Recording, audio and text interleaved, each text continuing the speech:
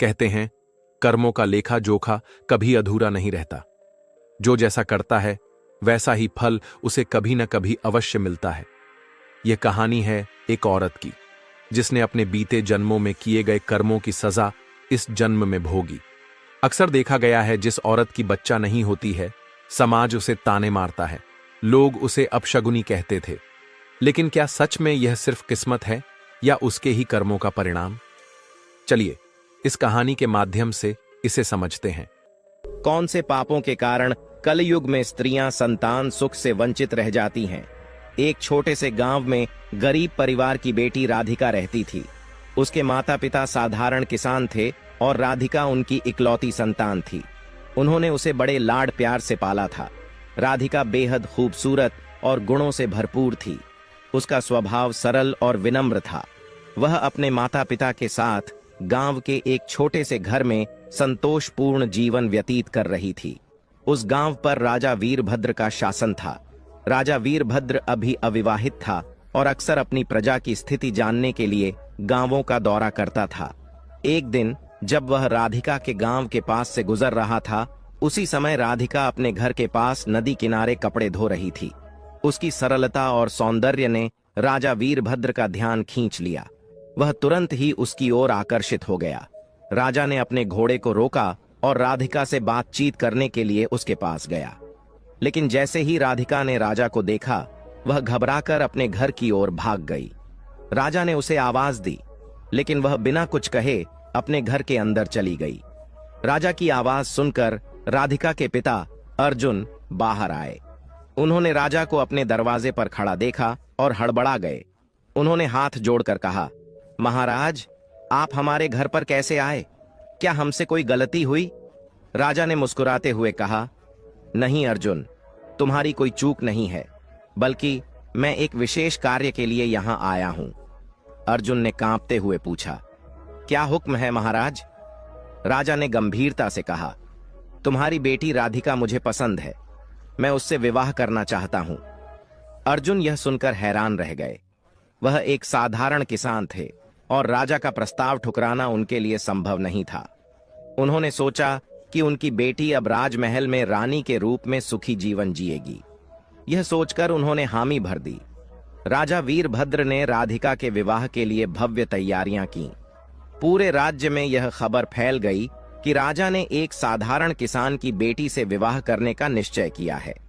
कुछ ही दिनों में विवाह संपन्न हुआ और राधिका राजमहल आ गई। शादी के बाद के शुरुआती दिन बेहद सुखद थे। राजा वीरभद्र का राधिका के प्रति व्यवहार बहुत अच्छा था। समय के साथ राधिका ने एक पुत्र को जन्म दिया। पूरे राजमहल में खुशियों का माहौल था। विवाह के 6 वर्ष बीत गए। राधिका का पुत्र अब 5 साल का हो गया था। लेकिन इस बीच राजा का मन धीरे धीरे राधिका से हटने लगा। एक दिन राजा की नजर एक अन्य महिला पर पड़ी, जो राधिका से अधिक आकर्षक थी। राजा ने जल्द ही उससे विवाह कर लिया और उसे राजमहल में ले आया। नई रानी के आने के बाद राधिका का जीवन मुश्किलों से भर गया। नई रानी उसे हमेशा नीचा दिखाने का प्रयास करती थी। राजा भी राधिका से दूरी बनाने लगा और उसकी बातों को अनदेखा करने लगा। धीरे धीरे राधिका की स्थिति राजमहल में कमजोर हो गई। एक दिन नई रानी ने राजा को राधिका को महल से निकालने के लिए मना लिया। राजा ने अपने पुत्र को अपने पास रखा और राधिका को महल से बाहर कर दिया। राधिका बेबस होकर अपने पिता के घर लौट आई। राधिका ने अपने माता पिता को अपनी दुर्दशा सुनाई। उनकी बेटी की हालत देखकर वे बेहद दुखी हुए। उनकी चिंता ने उनकी सेहत पर गहरा प्रभाव डाला। कुछ समय बाद राधिका की मां का निधन हो गया। मां की मृत्यु ने अर्जुन को भी तोड़ दिया और वे भी संसार से चल बसे। राधिका अब पूरी तरह अकेली रह गई। उसे किसी सहारे की सख्त जरूरत थी, लेकिन वह अपनी पीड़ा व्यक्त करने की हिम्मत नहीं जुटा पाती थी। अकेलेपन ने उसे भीतर तक तोड़ दिया। कहते हैं, विपत्ति के समय धैर्य मनुष्य का सबसे बड़ा सहारा होता है। इसी दौरान आदित्य नामक एक ऊंटों का व्यापारी, जो पहले भी राधिका के घर आता जाता था, अब और ज्यादा वहां आने लगा। वह राधिका से हमदर्दी जताने लगा और उसका ख्याल रखने का ढोंग करने लगा। राधिका, जो पहले से ही अकेली और कमजोर थी, उसकी बातों पर भरोसा करने लगी। कुछ समय बाद आदित्य ने राधिका से विवाह का प्रस्ताव रखा। राधिका, जो किसी सहारे की तलाश में थी, ने इस प्रस्ताव को स्वीकार कर लिया। दोनों पति पत्नी की तरह साथ रहने लगे। आदित्य ऊंटों का व्यापारी था और हर साल ऊंटों के मेले में जाया करता था। एक दिन उसने राधिका से कहा, तुम हमेशा घर में रहती हो, इस बार मेरे साथ ऊंटों के मेले में चलो, वहां का मेला बहुत मनोरम होता है। राधिका ने सोचा कि बाहर जाने से मन बदल जाएगा और उसने आदित्य के साथ मेले में जाने का फैसला कर लिया। आदित्य ने राधिका को मेले में घुमाया और उसकी खुशी का दिखावा किया, लेकिन उसके मन में एक गहरी साजिश चल रही थी। उसने अपने ऊंटों के साथ साथ राधिका का भी सौदा कर दिया। राधिका को इसका बिल्कुल भी अंदाजा नहीं था। आदित्य ने राधिका को ऊंटों के पास बैठाकर कहा, मैं अभी आता हूं, और वहां से चला गया। थोड़ी देर बाद कुछ व्यापारी आए और ऊंटों के साथ साथ राधिका को भी जबरदस्ती ले जाने लगे। राधिका घबरा गई और चिल्लाई, मुझे कहां ले जा रहे हो? लेकिन व्यापारियों ने उसकी आवाज को दबाने के लिए उसे बेहोश कर दिया। जब राधिका को होश आया तो उसने खुद को एक अनजान जगह पर पाया। वह जगह एक कोठा था। वहां की मालकिन ने राधिका से कहा, अब तुम यहीं रहोगी, हमने तुम्हें खरीद लिया है। तुम्हें यहां मुजरा करना होगा और लोगों की इच्छाएं पूरी करनी होंगी। इसके बदले तुम्हें खाना, कपड़े और सिर छुपाने की जगह मिलेगी। राधिका ने गुस्से में कहा, मैं यह सब कभी नहीं करूंगी। मालकिन ने ठंडे स्वर में जवाब दिया, अगर तुमने मेरी बात नहीं मानी तो तुम्हें भूखा रखा जाएगा और मारा जाएगा। तुम्हारे पास कोई और विकल्प नहीं है। राधिका ने बहुत विरोध किया, लेकिन उसकी कोई सुनवाई नहीं हुई। धीरे धीरे अत्याचार और भूख ने उसकी हिम्मत तोड़ दी और मजबूरी में उसने अपनी इच्छा के खिलाफ कोठे पर काम करना शुरू कर दिया। राधिका की जिंदगी अब अंधकार में डूब चुकी थी। वह हर दिन अपने भीतर के दर्द को छिपाकर जीने के लिए मजबूर थी। इस बीच कोठे पर रहते हुए 13 साल बीत गए। अब उसकी उम्र करीब 40 साल हो चुकी थी। वह अभी भी सुंदर थी, लेकिन उसका चेहरा हमेशा उदासी से भरा रहता था। एक दिन 21 साल का एक राजकुमार, जिसका नाम मानसिंह था, कोठे पर आया। उसने मालकिन से कहा, मुझे यहाँ की सबसे खूबसूरत महिला से मिलवाओ। मालकिन ने कई महिलाओं में से राधिका को दिखाया। राजकुमार ने राधिका को चुना और उसके कमरे में गया। राजकुमार के साथ समय बिताने के बाद राधिका ने उससे पूछा, तुम कौन हो और कहां से आए हो? राजकुमार ने मुस्कुराते हुए कहा, मैं मानगढ़ देश का राजकुमार मानसिंह हूं। मेरे पिता यहाँ के राजा हैं। यह सुनते ही राधिका के होश उड़ गए। उसकी आंखें चौड़ी हो गईं और वह जैसे पत्थर की मूरत बन गई। राधिका ने तुरंत अपने शरीर को कपड़ों से ढक लिया। उसे एहसास हुआ कि वह राजकुमार कोई और नहीं बल्कि उसका अपना बेटा था, जिसे उसने बचपन में खो दिया था। राधिका का दिल शर्म और दुख से भर गया। उसने ईश्वर की ओर हाथ उठाकर रोते हुए कहा, हे भगवान, मुझसे ऐसा कौन सा पाप हुआ है कि आज मुझे अपने ही पुत्र से यह अपमान सहना पड़ा? क्या यह मेरे पिछले जन्म के पापों का परिणाम है? राजकुमार को राधिका के अजीब व्यवहार का कोई कारण समझ नहीं आया। उसने वहां से जाने की अनुमति मांगी। राधिका ने धीमी आवाज में कहा, तुम जा सकते हो। राजकुमार के जाने के बाद राधिका फूट फूट कर रोने लगी। वह खुद से सवाल करने लगी, मैंने ऐसा कौन सा पाप किया है कि मेरी जिंदगी में केवल कष्ट और अपमान ही आए? कहते हैं दोस्तों, कर्म चाहे अच्छे हों या बुरे, वे अपना फल जरूर देते हैं। इसलिए हमेशा अच्छे कर्म करने चाहिए। राजकुमार मानसिंह से मिलकर राधिका के जीवन में एक और गहरा घाव जुड़ गया। वह कमरे में अकेली बैठी रही और उसकी आंखों से आंसू रुकने का नाम नहीं ले रहे थे। उसने अपना सिर दीवार से मारा और रोते रोते थक गई। थोड़ी देर बाद कोठे की मालकिन उसे देखने आई। उसने सोचा कि शायद राजकुमार राधिका को कोई बहुमूल्य उपहार देकर गया होगा, लेकिन जब वह कमरे में पहुंची तो उसने राधिका को बेहद उदास और रोते हुए पाया। मालकिन ने पूछा, क्या हुआ राधिका? आज तो राजकुमार आया था, तुम्हें खुशी होनी चाहिए। क्या उसने तुम्हें कोई उपहार नहीं दिया? राधिका ने रोते हुए कहा, हाँ, उसने उपहार दिया है, लेकिन ऐसा जख्म दिया है जो कभी नहीं भर सकेगा।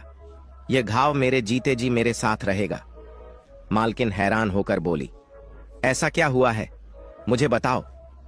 राधिका ने थोड़ा संकोच किया, लेकिन फिर धीरे धीरे अपनी पूरी कहानी मालकिन को सुनाई। उसने बताया कि राजकुमार मानसिंह कोई और नहीं बल्कि उसका अपना बेटा था, जिसे वह बचपन में छोड़ आई थी। आज उसी बेटे ने अनजाने में उसे अपमानित कर दिया। मालकिन यह सुनकर चकित रह गई और बोली, यह मैंने कभी नहीं सुना। तुम्हारे साथ बहुत बड़ा अन्याय हुआ है। मैं तुम्हें यहां रहने के लिए मजबूर नहीं करूंगी। राधिका ने मालकिन से गिड़गिड़ाते हुए कहा, मालकिन, मुझे यहां से जाने दीजिए। मैं कोई छोटा मोटा काम करके अपनी जिंदगी जी लूंगी, लेकिन अब मैं यहां नहीं रह सकती। मालकिन ने कुछ देर सोचा और कहा, तुमने यहां रहकर बहुत कष्ट झेले हैं और मेरे लिए बहुत पैसा भी कमाया है। जितने पैसों में मैंने तुम्हें खरीदा था, तुमने उससे कई गुना ज्यादा मुझे कमाई दी है। और आज जो तुम्हारे साथ हुआ, उसने मुझे अंदर तक हिलाकर रख दिया है। तुम अब आजाद हो, तुम जहां चाहो जा सकती हो। अगर कभी मेरी जरूरत पड़े तो मुझे याद करना। राधिका ने मालकिन के पैरों में गिरकर धन्यवाद दिया और कहा, अब मुझे और क्या कष्ट झेलने हैं, यह जानने के लिए ही मैं जिंदा हूं। मैं हार नहीं मानूंगी। राधिका कोठे से बाहर निकल आई। उसके पास ना तो रहने का कोई ठिकाना था और न ही खाने का कोई साधन। वह कुछ दिनों तक सड़कों पर भटकती रही। भूख और प्यास से बेहाल होकर एक दिन वह एक नीम के पेड़ के नीचे जाकर लेट गई। उसकी हालत इतनी खराब हो गई थी कि गली के कुत्ते उसके पास आकर उसका चेहरा चाटने लगे, लेकिन राधिका को इसका कोई एहसास नहीं था। उसी समय एक दयालु महिला जो दूध और छाछ बेचती थी, वहां से गुजर रही थी। जब उसने राधिका को इस हालत में देखा तो उसके दिल में दया आ गई। उसने कुत्तों को भगाया और राधिका को उठाया। उसने पूछा, तुम कौन हो बहन? तुम्हारी ऐसी हालत कैसे हो गई? लेकिन राधिका का गला सूख चुका था, वह कुछ बोल नहीं पाई। महिला ने तुरंत अपना गिलास निकाला और उसमें दूध भरकर राधिका को पिलाया। राधिका ने थोड़ा दूध पिया और कुछ दूध उसके मुंह से बाहर गिर गया। महिला ने कहा, तुम मेरे साथ चलो, मेरे घर आओ, वहां नहाओ, खाओ और आराम करो। तुम इस हालत में यहां नहीं रह सकती। राधिका ने कोई प्रतिक्रिया नहीं दी, लेकिन महिला ने उसे सहारा देकर अपने घर ले जाने का फैसला किया। महिला ने राधिका को अपने घर लाकर उसे नहलाया, अच्छे कपड़े पहनाए और खाना खिलाया। धीरे धीरे राधिका को होश आया। महिला ने प्यार से पूछा, बहन, अब बताओ, तुम कौन हो और तुम्हारे साथ क्या हुआ? राधिका ने सिर झुका लिया और वह अपनी पूरी कहानी बताने से हिचकिचा रही थी, लेकिन महिला के प्यार और सहानुभूति ने उसका मन खोल दिया और उसने अपनी जिंदगी के सारे दुख महिला को सुना दिए। महिला की आंखों में आंसू आ गए और उसने कहा, तुम मेरी बहन हो। मेरा पति अब इस दुनिया में नहीं है और मैं अपने बेटे के साथ अकेली रहती हूं। तुम मेरे साथ रहो, हम मिलकर अपना जीवन काटेंगे। राधिका ने कहा, मैं तुम्हारे लिए बोझ नहीं बनना चाहती। मेरे जीवन के कांटे तुम्हें भी चुभ सकते हैं। मैं अकेले ही ठीक हूं। महिला ने उसके कंधे पर हाथ रखा और कहा, बहन, दुख बांटने से कम होते हैं। तुम मेरी चिंता मत करो। मेरे साथ रहोगी तो हम मिलकर सभी मुश्किलों का सामना करेंगे। राधिका ने महिला की बात मानी और उसके साथ रहने लगी। राधिका घर के कामों को संभालने लगी, जबकि गुजरी दूध बेचने जाती थी। चूंकि अब परिवार में एक सदस्य और जुड़ गया था, गुजरी को ज्यादा मेहनत करनी पड़ती थी। राधिका ने यह सब देखा और एक दिन गुजरी से कहा, बहन, अगर मैं भी तुम्हारे साथ दूध और छाछ बेचने जाऊं तो हमारा गुजारा बेहतर हो सकता है। गुजरी ने मना किया, तुम घर पर ही रहो, बाहर का काम मेरे लिए ठीक है। राधिका मुस्कुराते हुए बोली, हम दोनों मिलकर मेहनत करेंगे तो पैसे भी ज्यादा मिलेंगे और तुम्हारा बोझ भी कम होगा। अंततः गुजरी मान गई। अब दोनों मिलकर काम करने लगीं। सुबह बच्चे को स्कूल भेजने के बाद दोनों दूध बेचने जातीं और बच्चे के लौटने तक घर का काम भी निपटा लेतीं। 3 महीने इसी तरह बीत गए। एक दिन गुजरी दूध बेचने जा रही थी, जब अचानक रास्ते में उसका संतुलन बिगड़ गया और दूध का घड़ा गिरकर टूट गया। गुजरी जमीन पर बैठकर रोने लगी और बोली, अब क्या करूं, आज सारा दूध बर्बाद हो गया। राधिका ने उसे संभालते हुए कहा, बहन, दूध के लिए क्यों दुखी हो रही हो? मेरा पूरा जीवन तो नष्ट हो चुका है, फिर भी मैं खड़ी हूं। चलो घर चलते हैं। गुजरी ने पैर में चोट लगने की शिकायत की। राधिका ने उसे सहारा देकर घर पहुंचाया और हल्दी तेल लगाकर उसकी पट्टी की। अब दूध बेचने का सारा काम राधिका अकेले संभालने लगी, क्योंकि गुजरी की चोट ठीक नहीं हो रही थी। 10 दिन बीत गए, लेकिन जख्म बढ़ता ही गया। अब गुजरी का शरीर कमजोर होने लगा था। राधिका दिन रात उसकी सेवा करती, बच्चे का ख्याल रखती और बाहर का काम भी संभालती। धीरे धीरे 6 महीने बीत गए। एक दिन गुजरी की हालत बहुत बिगड़ गई और उसने अपनी आखिरी सांस ली। राधिका के लिए यह बहुत बड़ा झटका था। गुजरी ने उसे अपनी बहन माना था और अब वही बहन उसे छोड़कर चली गई थी। गुजरी के बेटे की देखभाल अब राधिका की जिम्मेदारी थी। बच्चा अपनी मां की मौत के बाद चिड़चिड़ा और उदास रहने लगा। वह बार बार अपनी मां के बारे में पूछता। राधिका उसे समझाती, तुम्हारी मां भगवान के पास गई हैं, वह कुछ दिनों में वापस आ जाएंगी। धीरे धीरे बच्चे ने राधिका को अपनी मां मान लिया। समय बीतता गया और बच्चा बड़ा हो गया। अब वह 18 साल का हो चुका था और काम में राधिका की मदद करने लगा। एक दिन लकड़ियां लेने के लिए राधिका और गुजरी का बेटा पास की पहाड़ी पर गए। वहां एक सूखा पेड़ था, जिसकी लकड़ियां काटने के लिए राधिका उस पर चढ़ गई। लकड़ी काटते समय जिस टहनी पर वह खड़ी थी, वह टूट गई। राधिका नीचे गिरते हुए पहाड़ी से लुढ़क कर घने जंगल में गिर गई। बेटा यह देखकर घबरा गया और उसने पहाड़ी के नीचे झांका, लेकिन राधिका कहीं नजर नहीं आई। डर और घबराहट में वह गांव लौट आया और सबको यह बात बताई। राधिका पहाड़ी से गिरकर दलदल में फंस गई थी। वह गर्दन तक दलदल में धंसी हुई थी। 10 दिनों तक उसने वहां संघर्ष किया। जंगली जानवर उसके पास आते, लेकिन दलदल में होने के कारण वह उससे दूर रहते। एक दिन आदिवासियों का एक झुंड वहां से गुजर रहा था। उन्होंने राधिका को दलदल में फंसा देखा और बड़ी मुश्किल से उसे बाहर निकाला। वह अब भी जीवित थी, लेकिन गंभीर रूप से घायल थी। उसके दोनों पैर टूट चुके थे। आदिवासियों ने उसे अपने कबीले में ले जाकर उसकी देखभाल शुरू की। राधिका को आदिवासियों ने दलदल से तो बचा लिया था, लेकिन उसकी हालत गंभीर थी। उसके पैरों की हड्डियां इतनी बुरी तरह टूट चुकी थीं कि उन्हें ठीक करना संभव नहीं था। आदिवासियों ने उसका उपचार किया, लेकिन अंततः उसकी दोनों टांगें काटनी पड़ी। राधिका ने इस बात को ईश्वर की इच्छा मानकर स्वीकार कर लिया। धीरे धीरे वह आदिवासियों की भाषा और इशारों को समझने लगी। वहां की एक बुजुर्ग महिला, जो ध्यान और आध्यात्मिक विद्या में निपुण थी, राधिका का बहुत ख्याल रखती थी। राधिका को पता चला कि वह महिला एक विशेष ध्यान विधि जानती थी, जिससे व्यक्ति अपने अतीत को देख और समझ सकता है। राधिका ने जिद की कि वह अपने पूर्व जन्म के बारे में जानना चाहती है। बुजुर्ग महिला ने उसे समझाया, यह ठीक नहीं होगा। अपने अतीत में झांकने से अक्सर व्यक्ति वर्तमान में भी शांति खो देता है।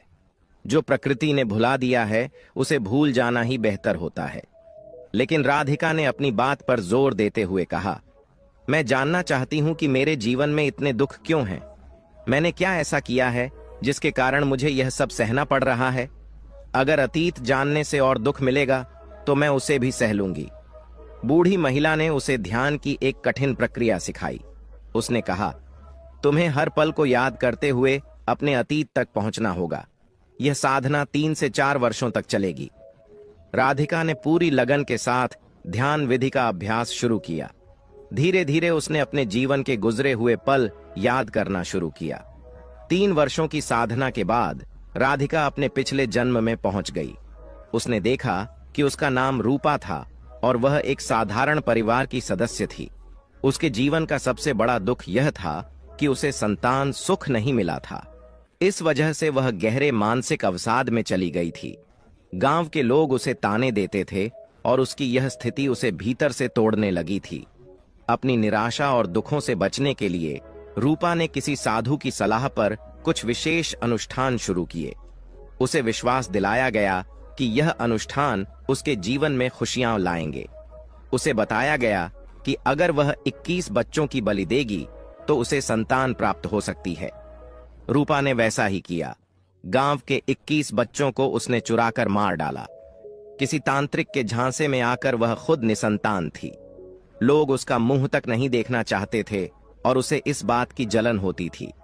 संतान न होने का दुख और लोगों के बर्ताव ने उसे मानसिक रूप से असंतुलित कर दिया था। उसने देखा कि जिन परिवारों की संतानों की उसने जान ली थी, उनमें से कुछ माता पिता आत्महत्या कर चुके थे अपनी संतान के दुख में। कुछ उसे हमेशा बधुआ देते रहते थे। जब वह मर गई तो उसने देखा कि उसके मरने के बाद भी कई लोग बद्दुआ दे रहे थे। उनकी बद्दुआ से उसकी आत्मा को पीड़ा हो रही थी। उसने उन सभी घरों में प्रवेश किया जहां उसने बच्चों को उठाया था। वहां उसने देखा कि कुछ घर बर्बाद हो चुके थे और कुछ अभी भी बिना संतान के थे, लेकिन वे लोग अब बुजुर्ग हो चुके थे और हमेशा उसे गालियां देते रहते थे। अब वह पहले से भी अधिक दुखी हो गई। अब उसके लिए पूर्व जन्म में वापस जाना नामुमकिन था, क्योंकि उसकी मदद उस बूढ़ी महिला आदिवासी ने की थी, लेकिन अब उसी शरीर में लौटना असंभव था। राधिका को यह एहसास हुआ कि उसका अतीत ही उसकी वर्तमान स्थिति का कारण था। उसने सोचा, अगर मैंने अपना अतीत नहीं देखा होता तो मेरा मन शायद शांत रहता। बूढ़ी महिला ने सही कहा था कि प्रकृति ने हमें भूलने की शक्ति दी है और हमें उसे अपनाना चाहिए। अब वह अपनी गलतियों का प्रायश्चित करना चाहती थी। उसी गांव में एक तांत्रिक आया था जो भटकती आत्माओं को वश में कर सकता था। उसने अपने तंत्र मंत्र के जरिए आसपास की आत्माओं को अपने नियंत्रण में लेना शुरू किया। जब तांत्रिक ने राधिका की आत्मा को महसूस किया तो उसने उसे वश में कर लिया। तांत्रिक आत्माओं का इस्तेमाल अपने स्वार्थ के लिए करता था।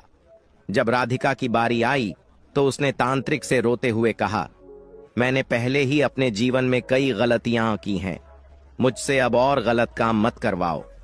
राधिका ने अपनी पूरी कहानी तांत्रिक को बता दी और उससे प्रार्थना की, मुझे यहां से मुक्त कर दो और मेरे शरीर में वापस जाने का कोई तरीका बताओ। तांत्रिक ने कहा, तुम्हारा दुख देखकर मैं तुमसे और कोई काम नहीं करवाऊंगा, लेकिन मेरे पास ऐसी कोई विद्या नहीं है जिससे तुम्हें तुम्हारे शरीर में वापस भेज सकूं। यह सुनकर राधिका निराश हो गई और फिर से भटकने लगी। इसी दौरान उसी नगर में एक संत आए जो रात भर वहां रुके थे। वे उस कुम्हार के गुरु थे जो राधिका के पूर्व जन्म का पति था। कुम्हार अब 80 वर्ष का हो चुका था और अकेले रहता था। रात में संत और कुम्हार ईश्वर का गुणगान कर रहे थे। राधिका की आत्मा वहीं भटक रही थी।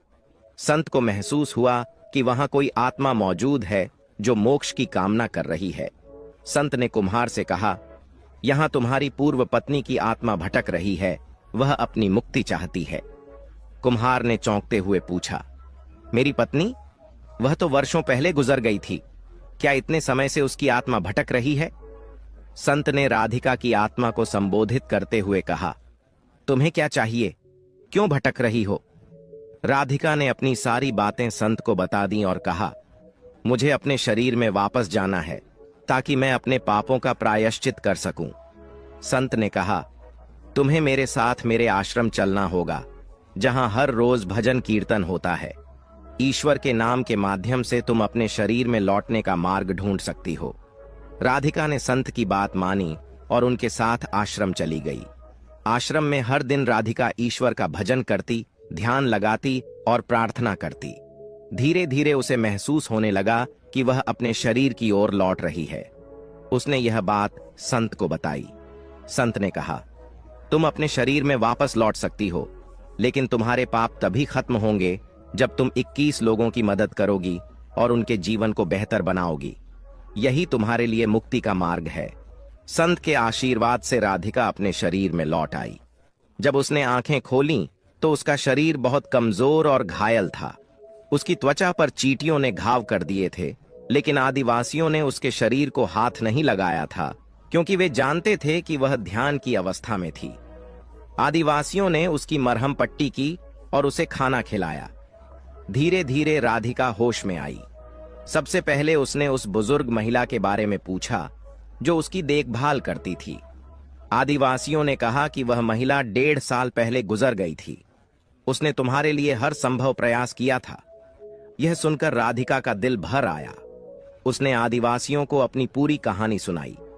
7 साल बाद अपने शरीर में लौटने के बाद राधिका ने यह समझ लिया कि अब उसे अपने पापों का प्रायश्चित करना है। वह चलने फिरने में असमर्थ थी, लेकिन उसने हार नहीं मानी। घुटनों के बल चलते हुए उसने दूसरों की सहायता करने का संकल्प लिया। उसने सोचा, ईश्वर ने मुझे एक और मौका दिया है, मैं इसे व्यर्थ नहीं जाने दूंगी। राधिका ने जंगल में भटकते हुए कई कठिनाइयों का सामना किया। उसके शरीर में घाव थे और वह दोनों पैरों से लाचार थी, लेकिन घुटनों के बल चलने को मजबूर थी। फिर भी उसने साहस नहीं खोया। उसने ठान लिया था कि वह अपने पापों का प्रायश्चित करेगी और 21 जिंदगियां बचाने का अपना उद्देश्य पूरा करेगी।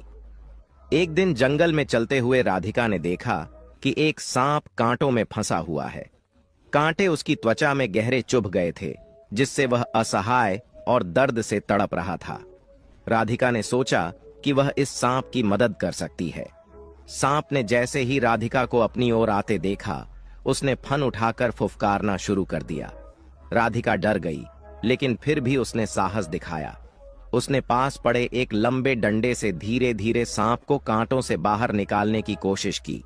सांप पहले बहुत गुस्से में था, लेकिन धीरे धीरे वह शांत हो गया। राधिका ने अपने कपड़े का एक टुकड़ा सांप पर डालकर उसके शरीर से कांटे निकाल दिए। सांप को राहत मिली और उसने राधिका को धन्यवाद देने के लिए अपनी फुफकार धीमी कर ली। राधिका को महसूस हुआ कि उसने एक जीवन बचाया है। उसने सोचा, शायद ईश्वर ने मुझे इसी उद्देश्य के लिए जीवित रखा है। कुछ दिन बाद राधिका जंगल में एक शिकारी से मिली। उसने देखा कि शिकारी अपने कंधे पर एक हिरण का बच्चा लटकाए हुए जा रहा था। यह दृश्य देखकर राधिका का दिल पसीज गया। उसने शिकारी से कहा, भाई, इस मासूम जानवर को छोड़ दो, इसे भी अपनी जिंदगी जीने का हक है। शिकारी ने कहा, मैं इसे बेचकर अपना गुजारा करता हूं, यह मेरा काम है। इसे छोड़ दूंगा तो मैं और मेरा परिवार भूखा रहेगा। राधिका ने उसे समझाने की कोशिश की, भाई, इन जीवों को मारने की बजाय तुम जंगल से लकड़ियां काटकर या फल फूल तोड़कर बेच सकते हो। यह भी एक ईमानदार काम है। जानवरों को मारना गलत है, उन्हें भी ईश्वर ने हमारे जैसा जीवन दिया है।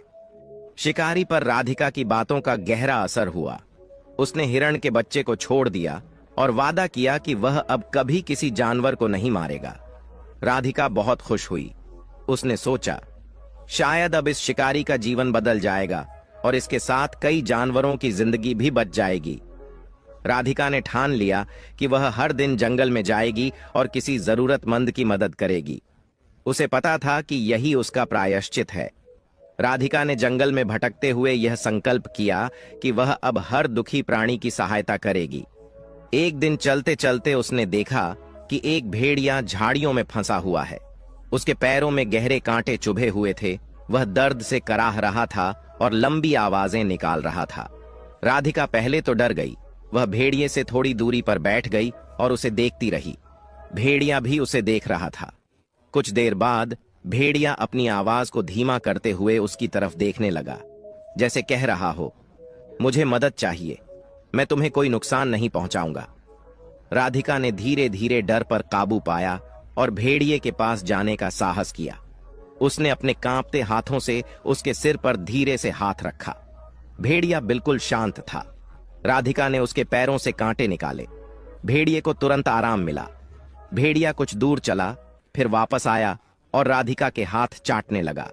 ऐसा लग रहा था जैसे वह अपनी भाषा में उसे धन्यवाद दे रहा हो।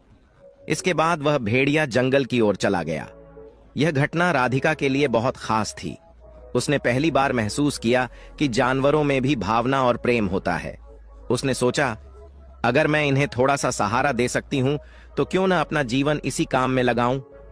इसके बाद राधिका ने ठान लिया कि वह हर जीव की मदद करेगी, चाहे वह इंसान हो, जानवर हो या पेड़ पौधे। घुटनों के बल चलते हुए भी वह रोज जंगल में निकलती और जरूरतमंदों की सहायता करते हुए राधिका का यह प्रयास धीरे धीरे पूरे जंगल में प्रसिद्ध हो गया। जानवर और पक्षी अब उसके पास आकर रहते थे। वह अब सिर्फ एक इंसान नहीं रही थी, बल्कि जंगल का एक अभिन्न हिस्सा बन चुकी थी। राधिका की उम्र काफी बढ़ चुकी थी। उसका शरीर कमजोर हो गया था, लेकिन उसकी आत्मा में अडिग साहस और सच्चा प्रेम था। एक दिन वह नदी किनारे बैठी थी। मछलियां उसके पास आकर खेल रही थीं और पक्षी उसकी गोद में बैठे थे। राधिका ने सूरज की ओर देखते हुए अपने अंतिम समय को स्वीकार कर लिया। वह धीरे धीरे गिर पड़ी। आसपास की गिलहरी ने जब यह देखा तो उसने अपनी आवाज में सभी जानवरों और आदिवासियों को बुलाया। सभी ने मिलकर राधिका को विदाई दी। उसके शरीर को धरती में समर्पित किया गया। हर किसी ने प्रेम और श्रद्धा के साथ उसकी आत्मा की शांति के लिए प्रार्थना की। राधिका के जाने के बाद जंगल में चमत्कारी परिवर्तन हुए। पहले जहां सालों तक बारिश नहीं होती थी, अब हर साल वहां पर्याप्त बारिश होने लगी। नदी और तालाब पानी से भर गए। पेड़ पौधे हमेशा हरे भरे रहने लगे। सभी जीव और आदिवासी महसूस करते थे कि राधिका की आत्मा अब भी जंगल में मौजूद है। वह अपनी प्रेम और दयालुता के माध्यम से सभी के दिलों में जीवित थी। दोस्तों, अब मैं आपको बताने जा रहा हूं कि किन कारणों से कुछ स्त्रियां संतान सुख से वंचित रहती हैं। इन 3 कारणों को समझने पर आपको पता लग जाएगा कि कौन सी स्त्री संतान सुख से वंचित रहती है। पहला कारण, गलत कार्यों का प्रभाव। राधिका ने अपने पिछले जन्म में दूसरों को हानि पहुंचाने वाले कार्य किए थे। उसने निर्दोष बच्चों को परेशान किया और गलत मार्ग पर चली। गलत कर्मों का प्रभाव हमारे जीवन पर पड़ता है, चाहे वह तुरंत न दिखाई दे, लेकिन धीरे धीरे ये समस्याएं उत्पन्न कर सकते हैं। हमें अपने कर्मों को हमेशा सही और अच्छा बनाए रखना चाहिए, क्योंकि गलत कार्य जीवन में परेशानियां ला सकते हैं। दूसरा कारण, दूसरों के प्रति क्रोध और जलन। राधिका अपने पिछले जन्म में संतान की कमी के कारण दुखी थी। उसने अपनी परेशानी को संभालने के बजाय दूसरों की खुशियों से जलन और क्रोध करना शुरू कर दिया। इस नकारात्मक सोच ने उसकी स्थिति को और जटिल बना दिया। हमें ईर्ष्या और गुस्से के बजाय दूसरों की खुशियों में खुश होना और अपने मन को शांत रखना सीखना चाहिए। वही स्त्रियां जो कई पुरुषों के साथ अनुचित संबंध रखती हैं और फिर गर्भधारण करती हैं, उन संबंधों को छुपाने के लिए गर्भपात कर देती हैं, वे भी अगले जन्मों में संतान सुख से वंचित रहती हैं। जो स्त्रियां ईर्ष्या और द्वेष के कारण दूसरे के बच्चों को नुकसान पहुंचाती हैं, उन्हें भी संतान सुख नहीं मिलता। तीसरा कारण, प्रकृति के नियमों के खिलाफ जाना। राधिका ने संतान पाने के लिए ऐसे उपाय अपनाए जो प्रकृति के नियमों के विपरीत थे। उसने धैर्य और समझदारी से काम नहीं लिया, जिसके कारण उसकी स्थिति और भी कठिन हो गई। हमें हर समस्या को धैर्य और सहजता से स्वीकार करना चाहिए। गलत रास्तों को अपनाने से हमारी परेशानियां हल होने के बजाय और बढ़ सकती हैं। प्रिय दर्शकों, हम आशा करते हैं कि आपको यह कहानी प्रेरणादायक लगी होगी और आप इस कहानी से बहुत कुछ सीखेंगे। तो मिलते हैं आपसे अगली ज्ञान चर्चा में। तब तक के लिए नमस्कार, धन्यवाद। नाइट में